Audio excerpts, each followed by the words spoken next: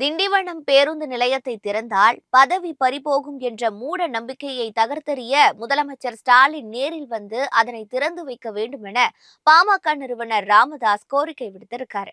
இது தொடர்பாக அவர் வெளியிட்டிருக்கும் அறிக்கையில், கடந்த 2001ஆம் ஆண்டு திண்டிவனம் மேம்பாலத்தை திறந்து வைத்த அன்றைய மத்திய தரவழி போக்குவரத்து அமைச்சர் வெங்கட்ராமனின் அரசியல் வாழ்க்கை முடிந்துவிட்டதாக குறிப்பிட்டிருக்காரு.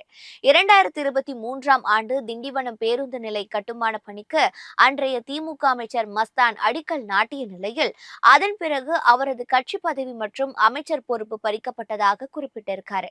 இதனால் திண்டிவனம் வளர்ச்சி பணிகள் தொடர்பான மூட நம்பிக்கைகள் வலுப்பெற்றதாகவும், திண்டிவனத்தில் வளர்ச்சி பணிகள் என்றாலே அதிகாரத்தில் இருப்பவர்கள் அலறி அடித்து ஓடும் நிலை இருப்பதாகவும் குறிப்பிட்டு இருக்காரு.